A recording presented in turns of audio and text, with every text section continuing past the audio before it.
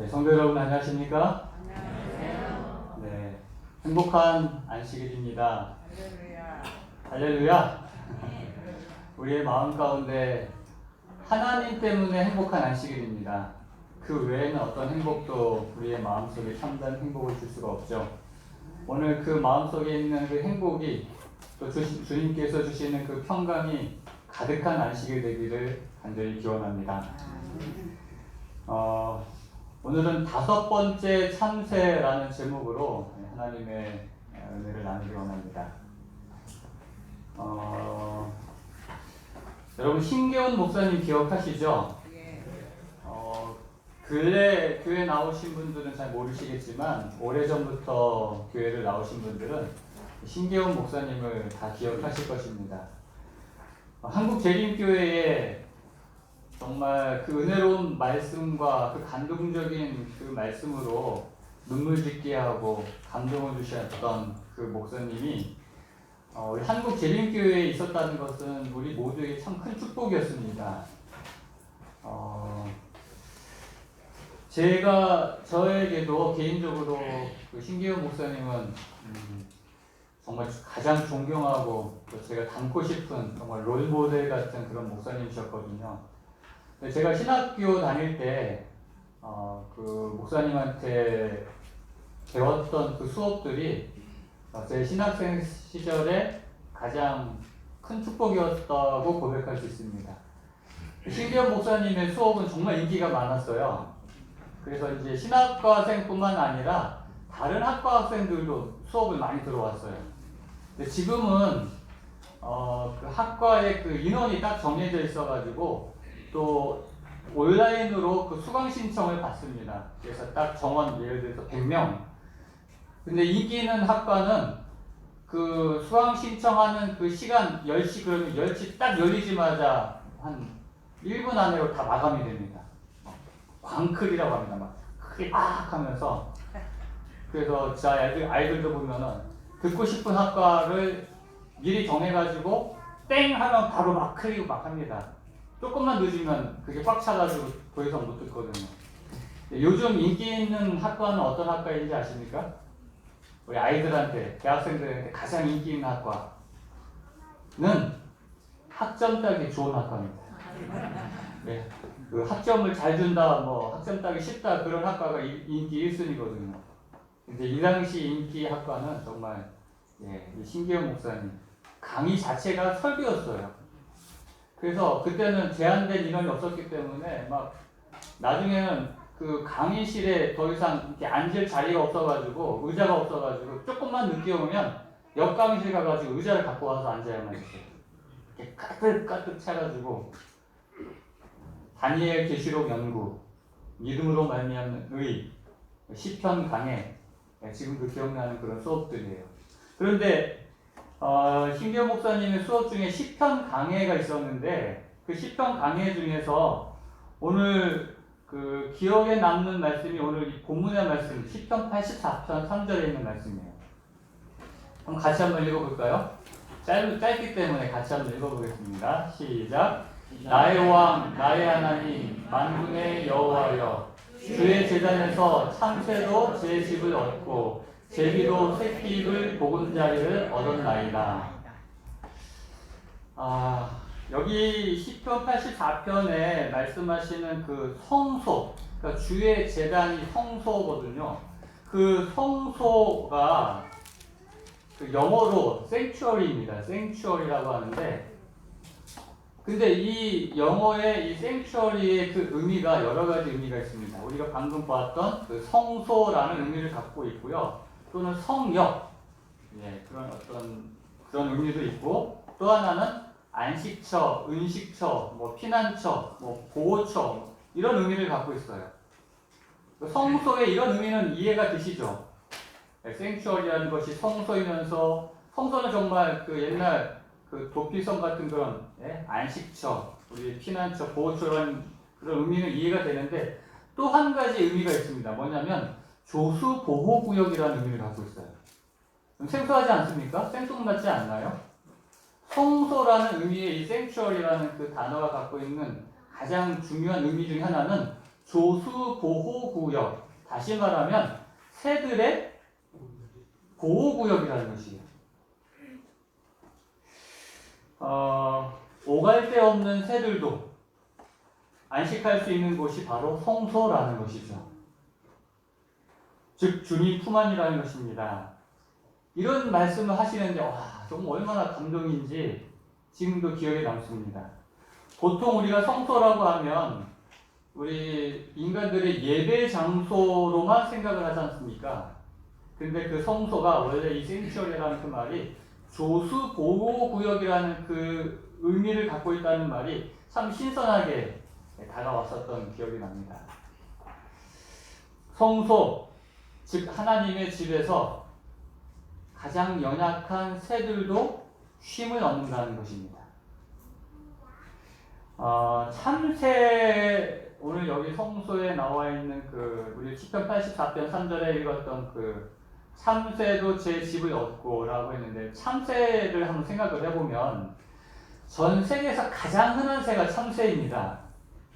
참새는요 어디를 가나 있어요. 시골뿐만 아니라 도시에도 있습니다. 그래서 도시에서 볼 수 있는 새 하면은 뭐 비둘기도 있겠지만 참새예요. 맞습니까 여러분? 네 맞아요. 조금만 뭐 나무가 있고 조금만 뭐 이렇게 언덕이 있고 하면은 산이 있고 하면은 어디든 참새는 볼 수 있습니다. 근데 우리나라뿐만 아니라 세계 어디를 가도 그래요. 제가 뭐 많은 나라를 다니진 않았지만 뭐 동남아를 가든 제가 그 성지 탐방 갔을 때 뭐 이탈리아, 뭐 예루살렘 어느 나라를 가든 참새는 볼 수 있었어요. 흔한 참새, 그 연약한 새. 근데 그 참새가 꼭 우리 같지 않나요? 흔하고 연약한 참새. 그런 참새도 하나님의 성소에서 집을 얻고 보호받는다는 것이죠. 그래서 성소는 안식처인 것입니다. 이 말씀이 오늘 저와 여러분들에게 위안이 되었으면 정말 좋겠습니다. 정말 연약하고 흔하고 참 가치 없는 것 같은 참새와 같은 우리가 홍성 성소에서 이 성소 대신 하나님 안에서 안식처를 얻게 되기를 간절히 바랍니다. 그런데 예수님께서도 참새 이야기를 하셨어요. 성경의 이 마태복음에 보면은 이 참새와 관련해서 이런 이야기를 합니다. 참새 2마리가 한 아사리온에 팔리지 않느냐? 그러나 너희 아버지께서 허락하지 아니하시면 그 하나도 땅에 떨어지지 아니하리라. 너희에게는 머리털까지 다 세신 바 되었나니 두려워하지 말라. 너희는 많은 참새보다 귀하니라. 여기에 그 참새 2마리가 한 아사리온에 그 당시 팔렸나봐요. 그 시장에서. 근데 아사리온이라는 것은 그 당시 그 로마 화폐 단위였거든요. 그러니까 이스라엘이 로마의 그 지배를 당했기 때문에 그 이스라엘 화폐뿐만 아니라 로마의 화폐도 같이 공용했습니다. 근데 아사리온이 한 데나리온의 16분의 1 가치가 있었어요. 한 데나리온은 하루 노동자 품삯이었거든요. 그러니까 우리 지금으로 치면 우리가 하루 노동자 품삯이라고 하면 쉽게 그냥 계산하기 쉽게 10만 원이라고 한다면 한 데나리온이 한 아사리온이 그 16분의 1이니까 한 우리 돈으로 뭐 한 5, 6천 원 정도 될 것 같아요. 그러니까 이 참새 2마리가 한 5, 6천 원에 팔린다는 거예요. 지금은 여러분 참새 사고 팔지 않죠? 옛날에는 참새도 팔았어요. 그래서 포장마차에 참새구이 써놨던 거 저 기억납니다. 그리고 어렸을 때 아버지가 이렇게 참새 잡아오셔가지고 이렇게 구워 먹던 기억이 나요.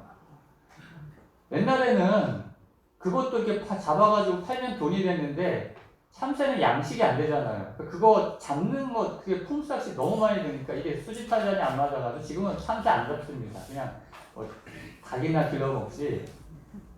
근데 이 당시에 하여튼 참새를 잡아서 시장에서 팔았나 봐요. 2마리 얼마? 한 아사리온. 그런데 누가복음에도 같은 이야기가 기록이 되어 있습니다. 이 예수님의 이야기를 누가는 이렇게 기록합니다. 참새 5마리가 두 아사리온에 팔리는 것이 아니냐. 그러나 하나님 앞에는 그 하나도 잊어버리시는 바 되지 아니하는도다. 너희에게는 심지어 머리털까지도 다 세신 바 되었나니 두려워하지 말라. 너희는 많은 참새보다 더 귀하니라. 참 아멘입니다. 그렇죠? 그런데 이 마태복음과 이 누가복음에 기록된 말씀이 같은 내용인데, 같은 말씀인데 그 표현 방법이 좀 다릅니다. 똑같은 내용을 이야기하고 있는 것인데 마태나 누가가 표현하는 것이 약간 달라요. 근데 아주 중대한 여기에 차이점이 있어요. 뭐죠? 여기 마태는 참새 2마리가 한 아사리온에 팔린다고 얘기했어요. 그러면 두 아사리온에는 몇 마리가 돼야 됩니까? 4마리. 예?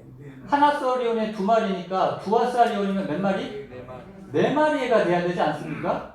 근데 여기 누가복음에 보니까 참새 5마리가 두 아사리온에 팔린다라고 얘기를 하는 거예요. 그러니까 이 성경을 비평하는 사람들이 뭐라고 얘기하냐면 이거 같은 성경이 이거 내용이 다르지 않느냐. 그러면서 이걸 가지고 트집 잡아요. 이거 보니까 이 성경이 이거 틀린 거다. 이렇게 뭐 내용도 다른데 여기 어떻게 이걸 믿을 수 있느냐 하면서 막 비평하거든요. 여러분 어떻게 생각하세요? 그쵸? 그거를 모르는 거예요, 참. 이 당시에도 우리가 이제 시장 가면 참 인심 좋은 아줌마도 있잖아요. 그래서 예? 우리가 이렇게 하나사리온 진짜 우리 역표현대로 참새 1마리, 2마리가 하나사리온인데 두 아사리온어치 주세요 그러면은 4마리만 주는 게 아니라 이 인심 좋은 아줌마가 덤을 1마리 더 주잖아요. 보너스 뭐 이러면서. 근데 성경은 덤으로 팔려가는 이 5번째 참새 1마리조차 하나님께서 뭐 하신다는 거예요? 귀하게 보신다는 것입니다. 그 숫자에 끼지도 못하는 덤으로 팔려가는 5번째 참새 1마리도 하나님께서는 기억하신다는 것이죠. 참새 5마리가 두 아사리온에 팔리는 것이 아니냐. 그러나 하나님 앞에는 그 하나도 잊어버리시는 바 되지 아니하는도다.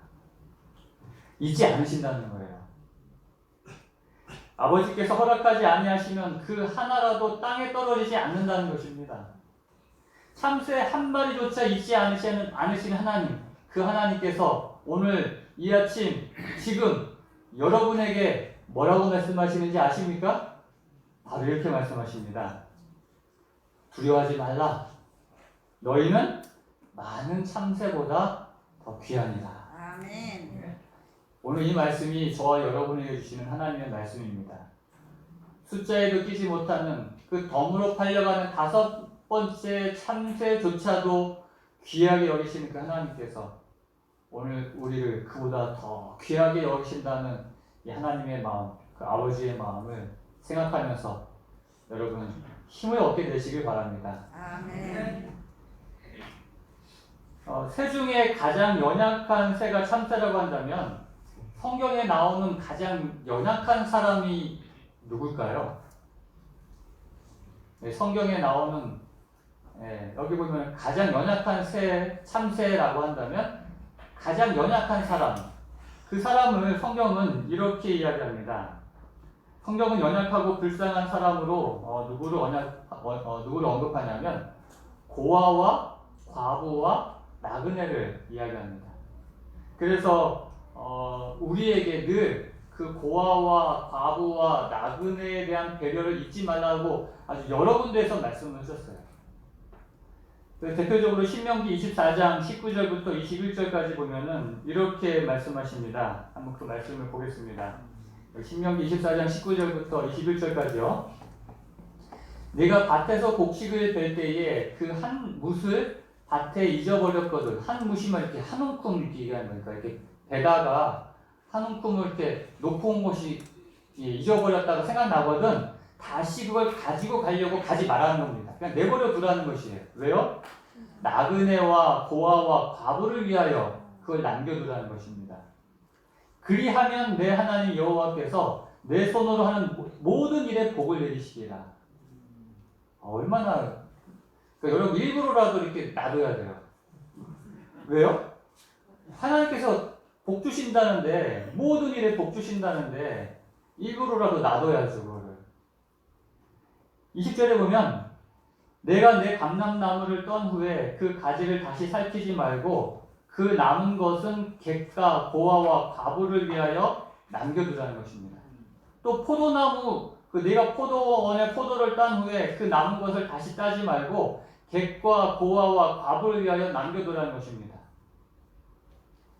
지난 일요일 날 우리 성도님들과 함께 저희 부모님 댁에 감 따러 갔었습니다. 단감을 따러 갔는데요.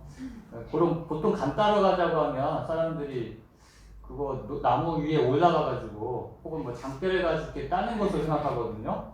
근데 우리 가보신 분은 아시겠지만은 저희 과수원은 이제 손으로 딸 수 있는 높이로 다 단감을 이렇게 만들어놨어요. 그러니까 나무 위에 올라가거나 이렇게 장대로 따는 관들이 없어요, 거의.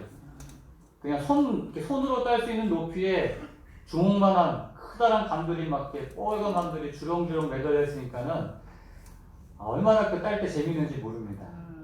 한 가지 좀 아쉬운 게 너무 멀어가지고 오고 가는 시간 때문에 힘들지 사실 간 따는 것은 참 재밌어요. 그렇지 않나요? 우리 다녀오신 분들 제일 도망 들어오는가요? 그런데 간 따고 난 다음에 몇 번을 이렇게 봅니다. 혹시 뭐예요?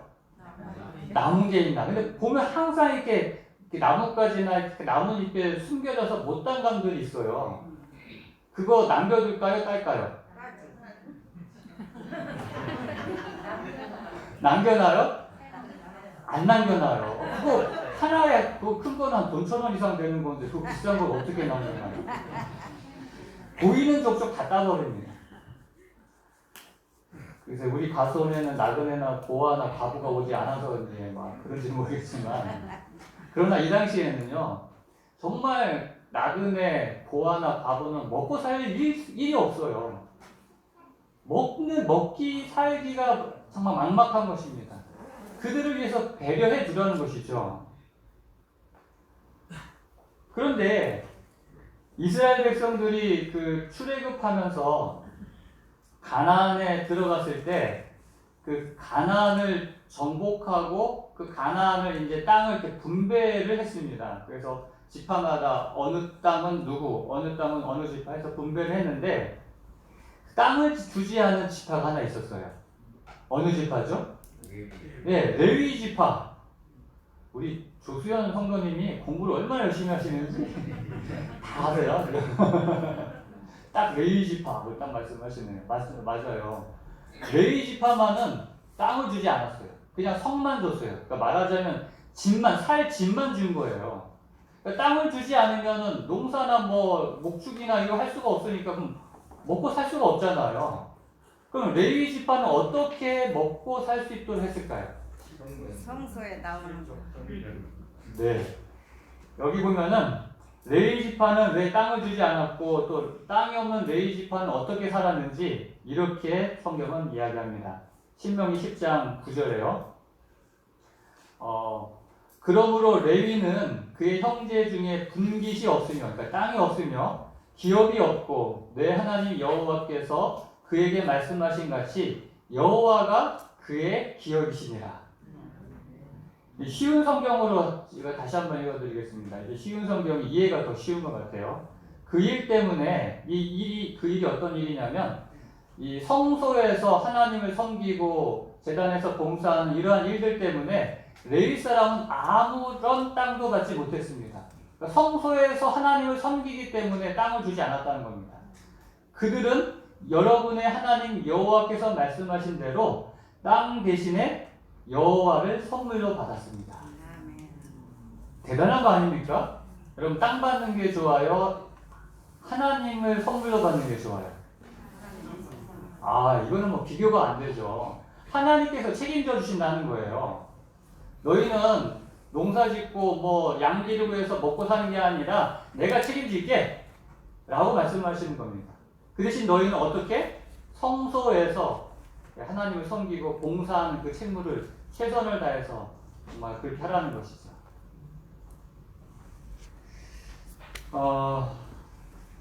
그래서 이 레위 지파는 성소에서 하나님을 섬기는 일이기 때문에 이제 나중에 보면은 11조를 가지고 다른 11지파가 농사 짓고 양을 기르는 그런 목축업을 해가지고 그 10분의 1을 내는 것을 가지고 그것을 가지고 먹고 살게 했습니다. 그런데 신명기 26장 12절에 보면은 이렇게 레위인들이 하나님께 기업, 그러니까 하나님을 선물로 받았다고 했는데, 그러니까 하나님을 기업으로 받았다고 했는데, 하나님을 기업으로 받은 사람이 레위인뿐만이 아니었어요. 또 한 부류의 사람들이 있었습니다. 그들이 누굴까요? 우리는 이 11조를 먹고 사는 사람들은 이 레위 지파, 다시 말하면 성소에서 봉사하는 뭐 제사장이나 그런 레위 지파만 생각하는데 그렇지 않습니다. 11조로 먹고 사는 또 한 부류의 사람이 있습니다. 바로 이런 사람들이에요. 신명기 26장 12절. 셋째 해 곧 11조를 드리는 해에 내 모든 소산의 11조 내기를 마친 후에 그것을 레위인과 또 누가요? 객과 고아와 과부에게 주어 내 성읍 안에서 먹고 배부르게 하라. 이 11조를 먹는 것은 레위인뿐만 아니라 또 누가 있다고요? 그러니까 나그네와 고아와 과부들도 이 11조로 먹고 살 수 있게 했어요. 여러분 이거는 우리가 잘 귀담아 듣지 않는 말씀이죠. 신명기 14장 29절에 또 이렇게 말씀하십니다. 너희 중에 분깃이나 기업이 없는 레위인과, 그러니까 이 레위인은 기업이 없어요. 하나님이 기업이라고 했는데 그 레위인과 내 성중에 거류하는 객과 및 고아와 과부들이 와서 먹고 배부르게 하라. 그러니까 기업 없는 레위인과 이 객과 고아와 과부들은 기업이 없는 것과 마찬가지예요. 그들은 하나님께서 기업이라는 것입니다. 하나님께서 책임지신다는 것입니다. 그들을 너희들이 그렇게 생각하고 배려하고 먹이라는 것이죠.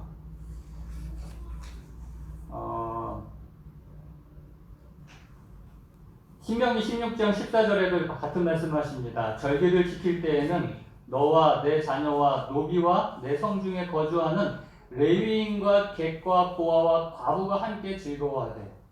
그러니까 레위인과 같이 항상 누가 등장합니까? 객, 나그네와 고아와 과부가 같이 등장하는 것이죠.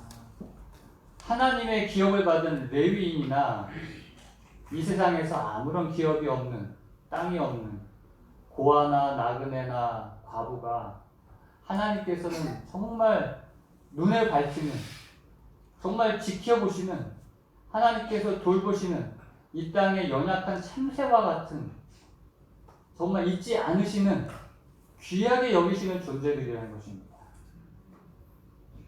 오늘 여러분은 어떻습니까? 여러분 이 세상에서 저는 그런 생각이 들 때가 많아요. 이 세상에 나그네, 고아, 과부라고 한다면 누굴까? 물론 1차적으로는 우리 주변에 있는 정말 그 어려운 이웃들을 이야기하겠죠. 정말 나그네라고 한다면 오늘날 우리 한국에서도 많이 볼 수 있는 그 고향을 떠나서 돈을 벌기 위하여 이 땅에 온 외국인 노동자들도 있을 수도 있겠고요. 정말 고아라고 한다면 또 과부들이라고 한다면 많이 있습니다. 근데 여기에서 또 영적인 의미를 생각해 본다면 이 땅의 나그네는 말하자면 집 떠난 사람들 아니에요. 히브리서 11장에도 이야기했지만 우리는 저 영원한 하늘 집을 떠난 에덴의 집을 잃어버린 나그네들입니다. 이 세상에 있는 모든 사람들이 다 그래요. 고아는 누굽니까? 아버지 없는 사람이 고아 아니에요. 부모님 없는 사람이. 이 땅에 하나님의 자녀임에도 불구하고 아버지 없는 고아처럼 살아가는 수많은 사람들이 있습니다. 과부는 누구입니까? 신랑 되신 예수님을 잃어버리고 배반하고 혼자 사는 그런 사람들이 다 과부 아닙니까? 오늘 그렇게 우리 주변에 있는 그런 모든 사람들이 어쩌면 나그네와 고아와 과부가 아닌지 모르겠습니다. 그들을 어떻게 해야 된다고요? 기억하라는 것입니다. 그들의 아버지 하나님이 계시다는 것을 그들에게 알려주라는 것이에요. 그들을 외면하지 말라는 것입니다. 우리가 농사질 때, 밭에 있는 식물을 거둘 때 포도나무를 거둘 때, 감람나무를 거둘 때 그들을 기억하라는 것입니다. 우리의 삶 속에서 외면하지 말라는 것이죠. 11조의 원래 의미는 하나님의 도움만을 의지해서 살 수밖에 없는 사람들, 그 레위인들뿐만 아니라 그렇게 불쌍한 어려운 이웃들, 그 사람들을 기억하라는 것이 바로 이 11조의 의미인 것입니다. 우리 세상 사람들은 이 성소에서 봉사했던 그 레위인을 교회를 섬기는 그 목회자들, 목사로 여기고 성경의 레위인에게 하듯 그렇게 섬기고 참 잘 대해줍니다. 특별히 개신교에서는 목사들이 그 강조를 많이 하나 봐요. 그래서 목사한테 잘하면 복 받는다 뭐 이런 그래서 아마 그렇게 교육을 받고 세뇌가 되면서 그런지 몰라도 그렇게 참 잘해요 정말. 우리 교회에서도 정말 과분할 정도로 정말 목사한테 목회자에게 잘해주십니다. 정말 송구할 정도입니다.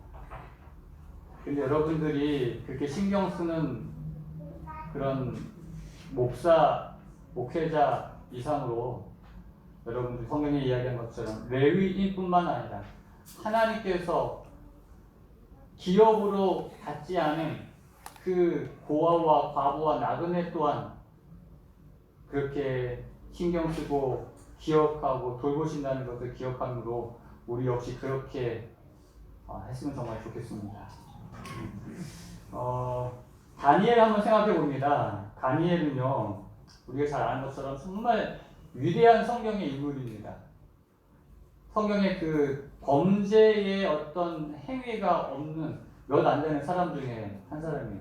그 성경의 위대한 인물들도 보면 실수도 많고, 근데 정말 완벽해요, 정말. 다니엘은요. 그렇지 않나요? 그냥 믿음으로도 도덕적으로도 완벽할 뿐만 아니라 이 세상에서도 정말 그 총리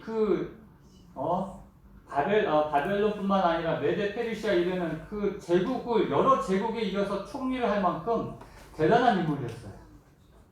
그런데 다니엘이 정말 위대하고 대단한 사람이라고 여기는 것은 그가 정말 뭐 총리까지 오르고 그가 완벽한 그런 어떤 인물이라기보다는 그 이유를 성경은 이렇게 이야기합니다. 다니엘 9장에 보면은 그 다니엘이 예레미야의 책을 연구하다가 예레미야의 그 예언을 보게 돼요. 그 예레미야의 예언을 보면 그 이스라엘 백성들이 바벨론으로 포로로 사로잡혀 갔을 때 이렇게 예언하거든요. 거기서 70년이 되면 다시 돌아올 것이라는 그런 희망의 약속을 하나님의 말씀을 대언합니다. 그런데 이제 70년이 다 되어가는데도 여전히 예루살렘은 황폐하고 여전히 돌아갈 기미가 보이지 않거든요. 그래서 다니엘 9장 3절부터 다니엘이 금식하며 기도합니다. 내가 금식하며 베옷을 입고 죄를 덮어쓰고 주 하나님께 기도하며 간구하기를 결심하고 내 하나님 여호와께 기도하며 자복하여 이르기를 크시고 두려워할 주 하나님 주를 사랑하고 주의 계명을 지키는 자를 위하여 언약을 지키시고 그에게 인자를 베푸시는 이시여 우리는 이미 범죄하여 패역하며 행악하며 반역하여 주의 법도와 규례를 떠나싸우며 우리가 또 주의 종 선지자들이 주의 이름으로 온 국민에게 말씀한 것을 듣지 아니하였나이다. 이렇게 기도를 합니다. 여러분 다니엘이 잘 알다시피 도덕적으로 흠이 없는 사람이거든요. 요즘 우리가 장관이나 어떤 고위공직자라면 청문회 하지 않습니까? 그 청문회 하면서 흠 없는 사람을 찾기가 어려워요. 그래서 요즘 인물난 때문에 정부가 아주 굉장히 고민하고 있어요. 이렇게 장관이나 이렇게 해서 좀 괜찮다 싶어가지고 추천하려고 그러면 다 고사하는 겁니다. 나 못합니다. 왜 못한다고 그래요? 그 청문회 나오면 다 그냥 완전히 발가벗겨져가지고 온 천하에 그냥 완전히 그냥 먼지털이 하면서 그냥 완전히 망신당하는 그런 일들을 보면서 자기가 알거든요. 내가 털면 어떤 문제가 걸릴지. 저 박성준 털면 뭐 나올까요? 안 나올까요? 네, 많이 나옵니다. 근데 여러분 아시다시피 메델페르시아 이 다니엘 6장에 보면은 이 다니엘을 시기 질투했던 사람들이 다니엘을 털잖아요. 그래가지고 좀 먼 흠을 잡으려고 아무리 털어도 흠이 없으니까 결국은 그 신앙을 가지고 트집 잡잖아요. 정말 먼지 하나 없던 유일한 사람이 다니엘이 아니었을까. 그런데 그랬던 다니엘이 기도할 때 이렇게 기도합니다. 5절에 우리는 범죄하여 우리는 패역하며 행악하며 반역하여 주의 법도와 규례를 떠나싸우며 그 우리에는 누구도 포함됩니까? 우리의 나도 포함됩니다. 우리가 하나님의 말씀을 듣지 아니하였다는 것입니다. 여러분 다른 사람은 다 듣지 않고 반역하고 패역해도 적어도 다니엘만은 그렇지 않았지 않겠어요? 그런데 다니엘은 자신도 우리 속에 백성들과 함께 자신을 포함시켜요. 그 연약하고 패역하고 반역하고 불쌍한 그 이스라엘 백성과 자신을 동일시하는 것입니다. 너 따로 나 따로가 아니라 우리라는 것이죠.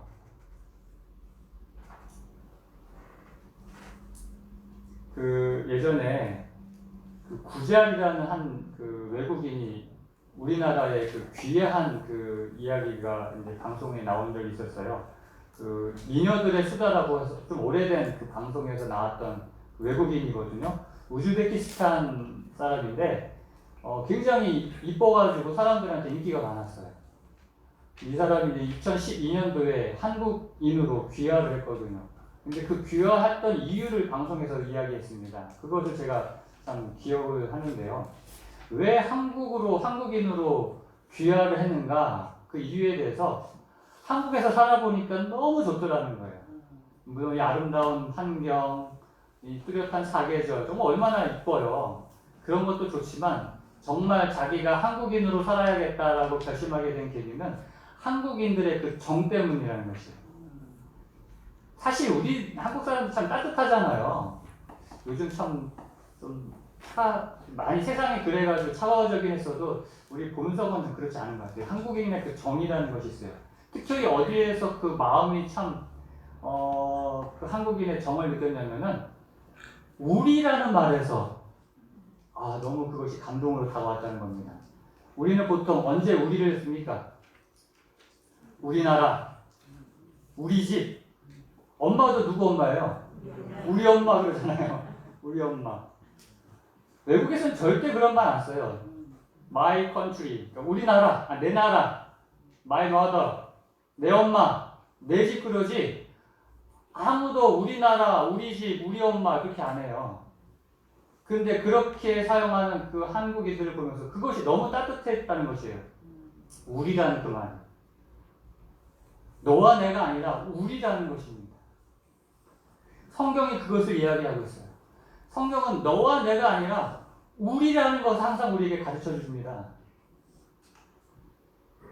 다니엘이 그랬던 것처럼 내가 깨끗하고 내가 하나님 말씀대로 살고 내가 정말 완전한 것이 그게 완전이 아니라 정말 그 어려운 이웃들, 그 해역한 백성들, 그들을 불쌍히 여기고 그들과 하나가 되는 우리가 되는 그 사람을 성경은 진정한 완전한 사람이라고 한다는 것이죠. 그래서 성경의 최고의 우리가 오를 수 있는 최고의 경지, 최고의 완전은 어떤 겁니까? 그것을 성경은 사랑이라고 합니다. 그래서 사랑은 율법의 완성이라고 하잖아요. 그러므로 사랑은 율법의 완성이니라 남을 사랑하는 자는 율법을 다 이루었느니라.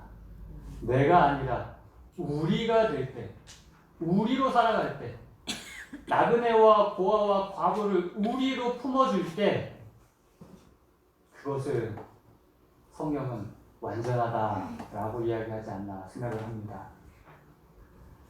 사랑하는 성도 여러분, 이웃의 아픔이 내 아픔이 된다면, 이웃의 슬픔이 내 슬픔이 된다면 그 이웃의 고통이 나의 고통이 된다면 바로 그런 사람을 우리 하나님께서 기뻐하지 않겠습니까? 강한 사람하고 있는 사람하고 우리하는 것은 참 쉬워요. 세상 사람들은 있는 사람들과 우리하려고 참 노력합니다. 네? 뭐든지 있는 사람, 돈이 있든지 권력이 있든지 뭐가 있든지 있는 사람하고는 우리가 남이다 뭐 이러면서 친해지려고 하잖아요. 근데 아무것도 없는 사람한테는 우리하려고 하지 않아요. 그런데 그 5번째 참새도 귀하게 여기시는, 이 세상에 아무것도 없는 나그네와 고아와 과부도 정말 귀하게 여기시는 하나님을 우리가 아버지로 섬기고 그 하나님의 사랑을 아는 우리들은 적어도 이 세상 살아갈 때 그들을 품어줄 수 있는, 우리로 여겨줄 수 있는 그러한 사랑으로 살아가게 되기를 간절히 바랍니다. 아멘. 오늘 연약한 참새와 같은, 아무도 신경 쓰지 않는 덤으로 팔려가는 5번째 참새와 같은 우리도 하나님께서 귀하게 여기시는 그 사랑이 오늘 저와 여러분과 함께하고 계시다는 것을 기억하시고 오늘 힘내시고 살아가시는 저와 여러분 되시길 바라면서 오늘 말씀을 마치도록 하겠습니다. 아멘.